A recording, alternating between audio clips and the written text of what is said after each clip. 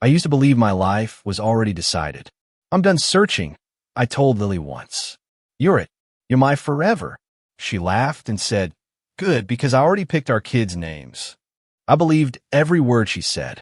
I trusted her more than I trusted myself. When people asked how I knew she was the one, I said, because with her I don't feel lost. Ethan, stop staring and help me choose, Lily said, holding 2 wedding invitations. The white one, I replied. It feels calmer. She smiled. You always say that. Calm this, calm that. I just want a peaceful life, I said. With you. She leaned over and kissed my cheek. Then we'll have one. At night, we talked about small things. What kind of house do you want? She asked. Nothing big, I said. Just somewhere quiet. And kids? 2, I said. Maybe 3 if you convince me. She laughed softly. You're already convinced. Those moments felt real. They felt safe. I replayed them whenever work got hard or life felt heavy. Lily was my anchor. I didn't see how slowly she was pulling away. My brother Mark noticed first. She's different, he said one evening while we sat in my car. You're overthinking, I replied. I'm serious, he said. She barely talks when you're around. She's stressed, I said. Wedding stuff. Work. Life. Mark sighed. Just be careful. I trust her, I said. That's enough. But small things started piling up. Missed calls. Short replies. Messages that felt rushed. Sorry, busy, Lily texted. No problem, I replied. Call me later? Maybe tomorrow. I stared at the screen longer than I should have. When I asked her about it, she smiled. Why are you acting weird? I just miss you, I said. I'm right here, she replied, but her eyes weren't. The argument happened over nothing. I asked why she canceled dinner again. You don't trust me, she snapped. That's not true, I said. I just want honesty. She went quiet. I can't do this right now. Lily, wait, I said. Let's talk. I need space, she replied. Then everything went silent. I tried calling her. Straight to voicemail. I opened her chat. Blocked. Instagram. Blocked. Facebook. Blocked. I laughed at first. She's just mad, I told myself. She'll unblock me in the morning. I texted from another number. No reply. I emailed. Nothing. My chest tightened. Mark, I called. She blocked me. What do you mean blocked? He asked. Everywhere, I said. He paused. That's not normal. I sat on my bed, staring at my phone like it might explain itself. My mind kept racing. Did I say something wrong? Did I push too hard? I opened her old photos and felt my hands shake. She loves me, I whispered. She just needs time. But deep down, something cracked. It felt small at first, like a quiet snap inside my chest. I told myself it was temporary. I told myself she would come back. Still, the silence felt heavier than any fight we ever had. I tried calling her first. Ring, ring, straight to voicemail. I stare at my phone. She's just busy, I muttered, pressing redial. Same result. I sent a text. Can we talk? Please. No reply. I tried another number. Blocked. I froze.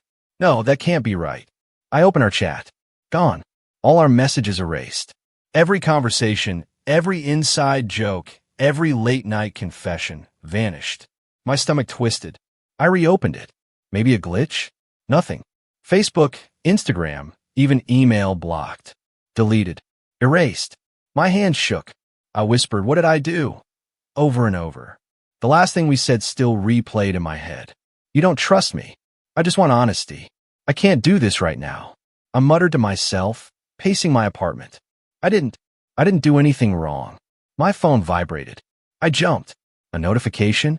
No, just another cruel reminder that she had vanished from my life completely. I dialed Daniel. Hey man, can we talk? Sure. You sound off, he said. Lily, she blocked me. Everywhere, I said. Everywhere. All of it. Phone, social, email, even our group chats. Daniel paused. That's extreme. Are you sure? I've tried everything. She's gone. Ethan, I hate to say it, but you need to face the truth. Chasing her will only make it worse. I don't understand. We were fine yesterday. Maybe she wasn't, Daniel said gently. Maybe she's hiding something or leaving something behind. You need answers, not excuses. I hung up and stared at my phone. Answers? I didn't want answers. I wanted her back. I wanted her voice saying it was a mistake, that she was just angry.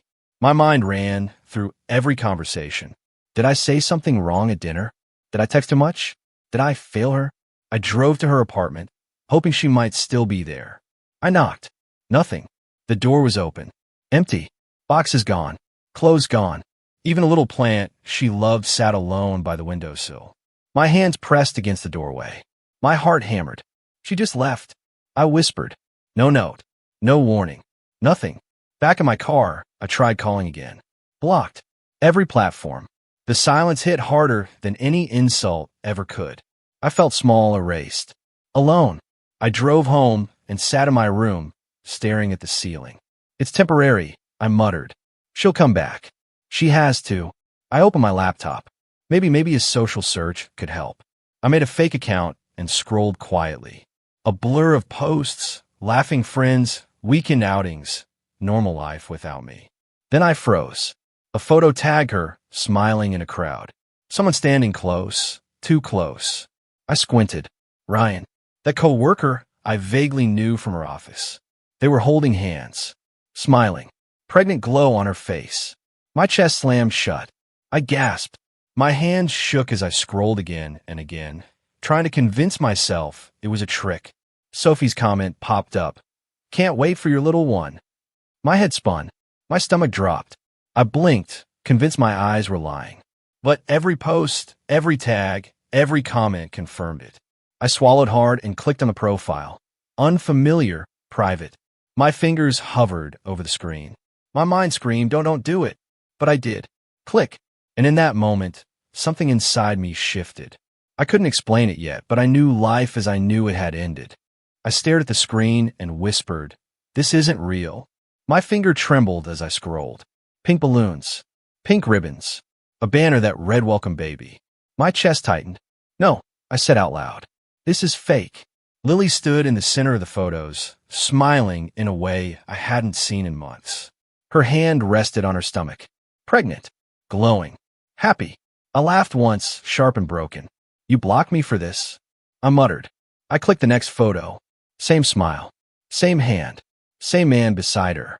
Ryan. I recognized him instantly. Of course it's you, I said. Of course. He had his arm around her, like it belonged there. Like I never existed. I scrolled faster, my heart pounding. Comments filled the screen. So happy for you both. You're going to be amazing parents. I knew this day would come. I whispered, what about me? No one mentioned my name. No one asked where I went. It was like I'd been erased from every memory. I slammed my phone on the bed and stood up. Breathe, I told myself. Just breathe. I picked it up again. I couldn't stop. I zoomed in on one photo. Lily's smile looked peaceful. I remembered her saying, I don't want kids yet. I swallowed hard. You lied, I said softly. My throat burned. I kept scrolling until my vision blurred. Then my phone buzzed. A message request. Sophie, Ethan. I didn't know how to tell you. I stared at her name. My fingers hovered. You knew. I typed. Didn't you? 3 dots appeared. Disappeared. Appeared again. Sophie, please don't hate me. Try me, I whispered. Me, how long? A long pause followed. I counted my breaths. Sophie, over a year. I felt something drop inside me. A year. I typed. We were engaged. Sophie, I told her to tell you. She said she would. Me, and the baby? The dots stopped. My chest hurt. Sophie, it's Ryan's. I stared at the message until the words lost meaning. Ryan, I said. So that's why. My hand shook as I typed again. While I was planning a wedding, she was planning a family. Sophie, she didn't plan for it to happen like this. I laughed bitterly. When was she planning to tell me? Sophie, she said blocking you is easier than facing you. Easier, I repeated. She erased me because it was easier. I felt rage rise, then crash into emptiness. Did she ever feel bad? I typed. Sophie, she cried sometimes. That's it, I whispered. Sometimes. I locked my phone and threw it onto the pillow. My room felt smaller. The walls pressed in. I paced back and forth, talking to myself. You trusted her. You defended her. You ignored everyone. My voice cracked. You idiot. I stopped in front of the mirror. My eyes looked hollow. My phone buzzed again. Sophie, I'm sorry. You didn't deserve this. I typed back slowly. No, I didn't. I sat on the edge of my bed and opened the photos again, like touching a wound. Lily laughed beside a cake shaped like a teddy bear. Ryan whispered something in her ear. She smiled wider. I remembered her saying, I just need space. I clenched my jaw. So this was space. I scrolled to the first photo again. The banner caught my eye. Our little miracle. I felt numb. Not angry. Not crying. Just empty. You replaced me, I said quietly. And you didn't even look back. I turned off my phone and sat in the dark. No music. No light. Just silence. My chest felt heavy, like something had died inside me. I pressed my palms together and rested my forehead against them. It's over, I whispered. Saying it out loud hurt more than I expected. I stayed there, alone, listening to my own breathing. My old life felt distant, like it belonged to someone else. I realized then that nothing I had planned mattered anymore. The future I believed in was gone. And for the first time, I understood that she wasn't coming back. I didn't answer my phone that morning. Not Daniel, not Mark, not anyone. My inbox filled up, but I ignored it. Work felt heavier than usual. Papers stacked, emails unread, calls I couldn't pick up. My head buzzed. Why wasn't I enough? I whispered to myself. My hands shook as I scrolled through old messages with Lily. Every smile, every promise, it all felt like lies now. Ethan, my mom's voice broke through my haze when I walked into the kitchen. She had a worried frown. You're not eating again. Talk to me. I'm fine, I muttered. No, you're not. Come sit. I sat reluctantly. She placed her hand on mine. You don't have to face this alone. Tell me what happened. She blocked me. Everywhere. And I swallowed hard. She's pregnant. With him. She gasped softly, but her voice stayed calm. I'm sorry, Ethan. That's devastating. She didn't even look back, I said, my voice breaking. And I defended her. I excused her. I trusted her more than anyone. You trusted her, yes. But she made her choice, she said gently. You didn't deserve this. I shook my head. But was I not enough? Did I fail somewhere? No, Ethan. She made her choice for her own reasons. This isn't about your worth. Mark called while I was still at the table. I hesitated, but answered. Hey, Mark. Ethan. I just wanted to check on you. Did you see the posts? I saw. I can't stop thinking about it, I admitted. I told you she had changed. You didn't want to hear it. But you see now. She discarded you, not because of who you are, but because of what she wanted. I ran my hands over my face. I feel humiliated, replaced, like I didn't exist. Exactly, Mark said. And the truth? It hurts more because you loved her. That doesn't make you weak. It makes you human. But you have to stop chasing something that's gone. I sighed. I don't know how to stop thinking about her. About him. About everything. Focus on yourself first, he said. Not her. Not them. You. Later that night, Sophie messaged me. I hesitated, then opened it. Sophie, Ethan, I know it's too late, but I have to say this. Lily blocked you because she couldn't face guilt. She was scared. She knew what she did was wrong. And instead of telling you, she erased you. I'm sorry. I hope you can forgive me for not saying anything sooner. I stared at the message. My fingers hovered over the keyboard. Scared? She hurt me because she was scared. I whispered. She wasn't afraid of losing me. She didn't care. Me. So I was discarded, not mistaken. Sophie, yes. I'm so sorry. She made her choice, and you deserve better. I leaned back in my chair, staring at the ceiling. A strange calm began to settle over me. I'm done, I whispered. I will not beg. I will not explain. I will not chase. My mom peeked into my room later. You look more settled, she said gently. I am, I replied, though my chest still ached. Not because I'm over it.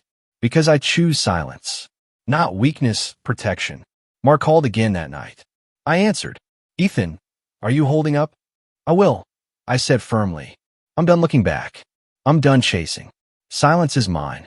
For the first time since discovering the truth, I felt a small piece of control return.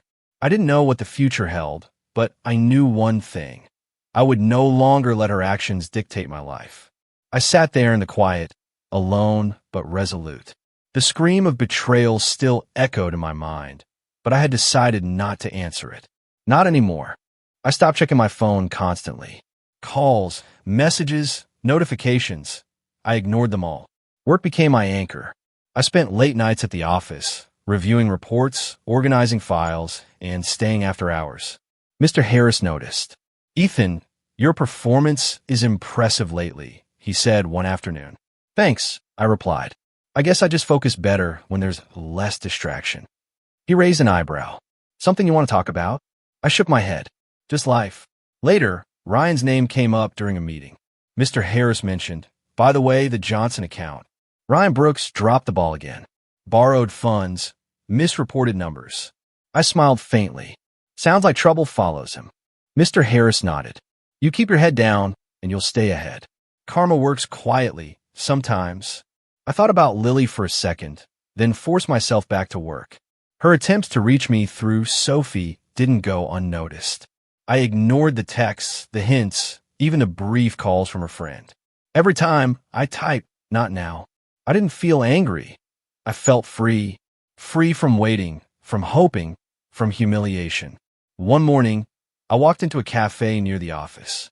I ordered coffee and sat by the window. Emma approached, holding a small notebook. "Mind if I join you?" she asked. "Sure," I said, surprised at her calm tone. "I've noticed you come here often." "You seem thoughtful," she said. I smiled faintly. "You could say that." "Do you like to talk?" she asked, setting down her coffee. "Sometimes," I admitted. "Depends on the person." "I can listen," she said simply. No judgment. Her words felt strange. Warm. Not probing, not intrusive. I looked up. She watched me, attentive but not pushy. "Most people want a story or a reaction," I said. "I just want to hear you," she replied. We talked for hours about work, ambition, small frustrations. She asked questions that made me think, but never forced me to confess pain I wasn't ready to name. I realized for the first time in months that someone could see me without wanting to take advantage of me. "I don't usually talk to strangers this much," I said at one point. "Maybe we're not strangers," she said lightly. "Just two people with coffee." I laughed softly, and it felt real. Genuine. I left the cafe with a quiet sense of peace I hadn't known in weeks. That evening, my phone buzzed. I glanced down and froze. A message from an unknown number. My heart raced before I even opened it. "Lily, Ethan, I need to talk. Please." I stared at the screen. My fingers hovered. Months of silence. Months of ignoring her. I typed slowly, deliberately. "Me, why now?" No reply yet. My chest tightened, but wasn't panic. It wasn't desperation. It was curiosity mixed with something steadier, control. I didn't feel the urge to beg. I didn't feel the urge to chase. I thought about Emma's quiet patience, about the way she listened without judgment. I realized that for the first time, I didn't need validation from Lily, or anyone who chose to discard me. I could stand on my own. I looked at the screen again. "Lily, please. I know I hurt you, but can we meet?" I typed back. "Me, we'll see." And then I put the phone down. For the first time, I wasn't waiting for her. I wasn't hoping for reconciliation. I had built myself quietly while the world spun around me, and it felt satisfying. Karma had begun its work quietly, and I had started mine too. That night, I thought about my life, about what I had lost, and about what I was slowly reclaiming. I wasn't rushing toward anyone or anything. I wasn't desperate. And for the first time in a long time, I felt a little untouchable. The message glowed on my phone, but I didn't open it again. I didn't need to. I had finally stopped chasing, and everything felt different. My phone buzzed late at night. I frowned. A new message. Unknown number. I opened it. "Lily, Ethan, I don't know what to do. I feel lost. Scared. Please. I need to see you." I stared at the screen. My first instinct was to ignore it. Months of silence. Months of rebuilding myself. But something made me reply. "Me. Where do you want to meet?" She answered almost immediately. "Lily, the park bench near our old cafe. Tomorrow evening?" I agreed. Not because I wanted her back, not because I missed her. I needed closure. I arrived early, pacing under the dim streetlight. When she appeared, her face was pale, eyes red. Her posture trembled. I stayed seated, quiet. "Ethan," she started, voice shaking. "Lily," I said calmly. She sat beside me, keeping a distance. I messed up everything. Ryan, he's gone. left, and people were talking. I nodded slowly. I see. I don't know why I'm even here, she said. Maybe because I'm afraid I lost the one person I shouldn't have hurt. I remained quiet, letting her words hang. You did, I said softly. Her hands fidgeted. I chose excitement over loyalty. I thought you'd always wait. I thought, her voice broke. I thought I could have both. I stayed calm, surprisingly calm. You made your choice, I said. You always had the power to tell me, to be honest. You chose not to. She stared at me, disbelief flashing. You're not yelling? Not begging me to explain? I shook my head. I'm done chasing. I've learned that silence has power too. Her eyes filled with tears. I'm sorry, Ethan. I never wanted to hurt you. Can you forgive me? I took a deep breath. I forgive you. Not because you deserve it, but because I won't let anger chain me anymore. She sniffled. So you'll take me back? I shook my head firmly. No. Forgiveness doesn't mean acceptance. I will not be your second chance. Not now. Not ever. Her shoulders sagged. I don't know what I expected. You expected me to beg? I asked, soft but clear. She nodded slightly. Maybe. I won't. I said. I won't beg. I won't chase. You lost that chance a long time ago. Tears rolled down her cheeks. I thought I could have it all. And I lost you. And she stopped, voice breaking. You lost yourself too, I said. But that's your burden to carry, not mine. She looked away, silent, ashamed. I felt no pleasure, no satisfaction, only relief. Relief that I wasn't being pulled back in her chaos. Relief that I finally had control. Will you ever regret it? She asked softly. I already have, I said. I regretted trusting someone who didn't respect me. But I won't regret leaving her behind. That's mine to keep. She whimpered. I wish I could fix it. Fix us. Some things aren't meant to be fixed, I said calmly. Some things are meant to teach you lessons you ignore until it's too late. She sniffled and wiped her face. I understand. I stood up. She looked at me, hesitant. Ethan. Goodbye, Lily, I said. I walked away slowly, each step lighter than the last. She remained on the bench, alone, crying softly, realizing the consequences of her actions.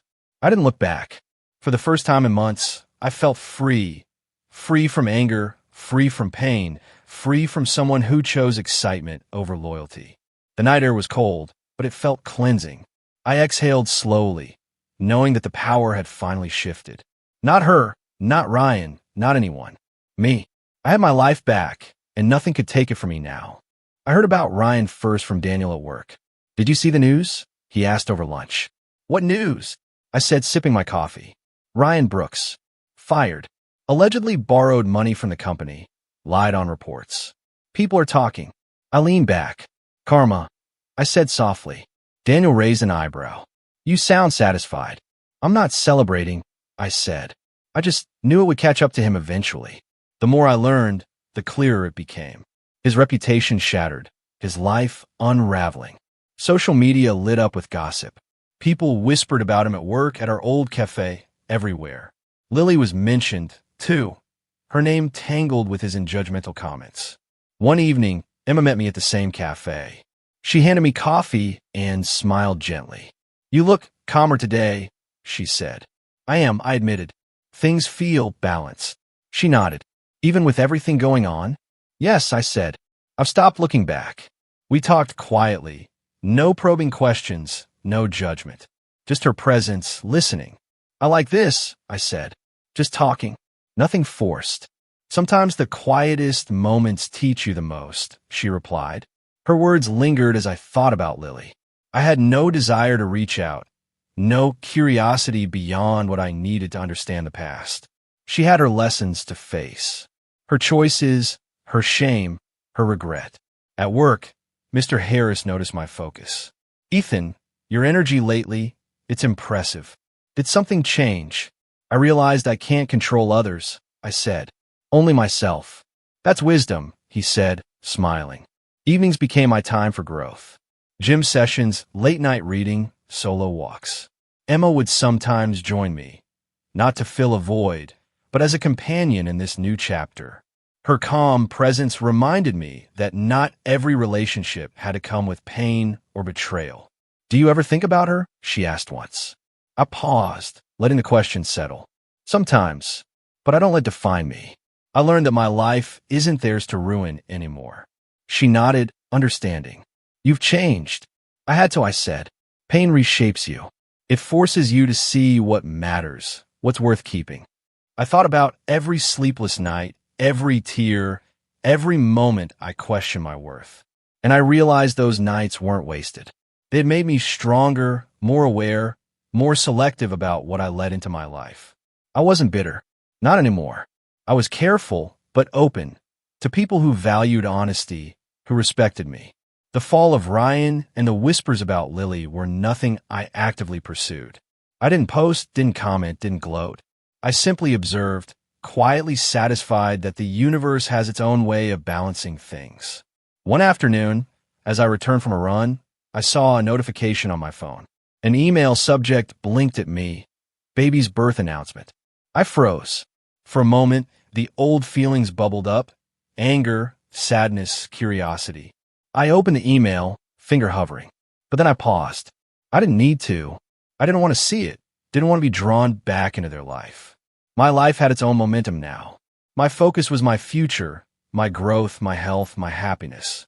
I deleted the email without opening it. A strange relief washed over me.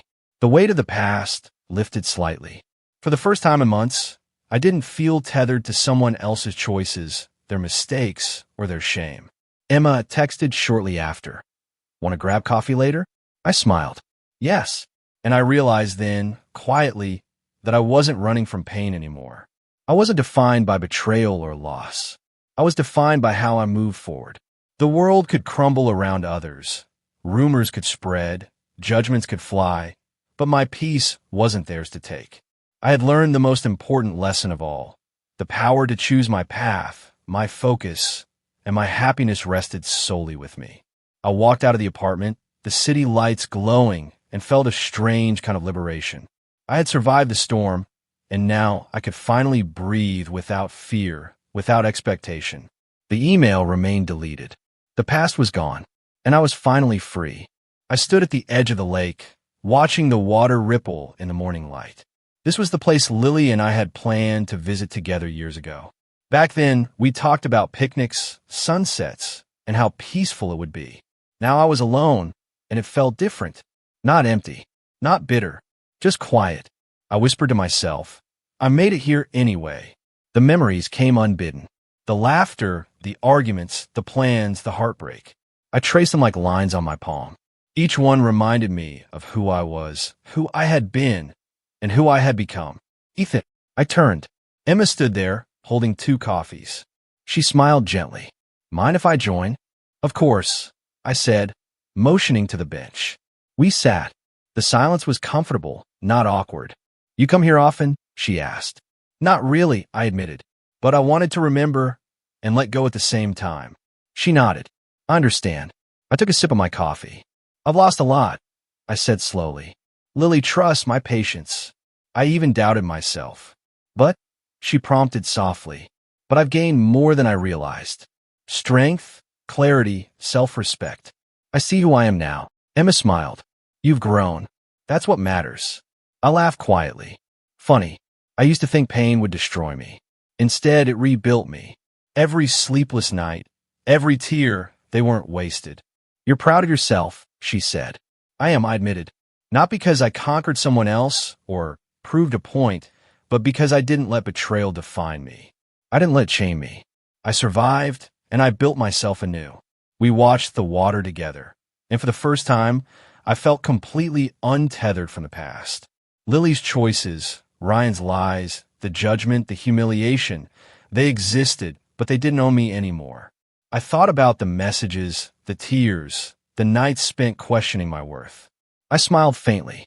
Karma didn't need me to do anything. It worked quietly, and it worked perfectly. I didn't have to chase revenge or validation. I only needed to stay true to myself. Emma nudged me slightly. And now, I said, I keep moving. I keep growing. I cherish the people who see me without trying to use me. I cherish my peace. She reached over and touched my hand gently. I didn't flinch. I didn't hesitate. Her presence felt calm, safe, honest. Not a replacement, not a distraction, just a companion in this new chapter of life. I guess some things break us, I murmured, and some things rebuild us. And you've been rebuilt, she said. I looked out at the lake again, inhaling deeply. The wind brushed my face, carrying away the last traces of anger, regret, and doubt. I had faced betrayal, humiliation, and loss, but I had chosen strength, self-respect, and growth instead. I smiled faintly, quietly proud. I was never easy to replace, I said to myself, and it felt true. Not arrogant, not bitter, just honest. The sun rose higher, warming my shoulders. I felt light, free, untethered. I had my life, my choices, my peace. I wasn't defined by the past. I wasn't broken. I turned to Emma and smiled. Ready to walk? Always, she replied. As we walked along the water's edge, I realized something important. Betrayal didn't break me. It rebuilt me. Every scar, every tear, every sleepless night was a step toward the man I had become. And I was ready for everything ahead. I had survived, I had grown, and I would never forget my worth. And finally, that was enough.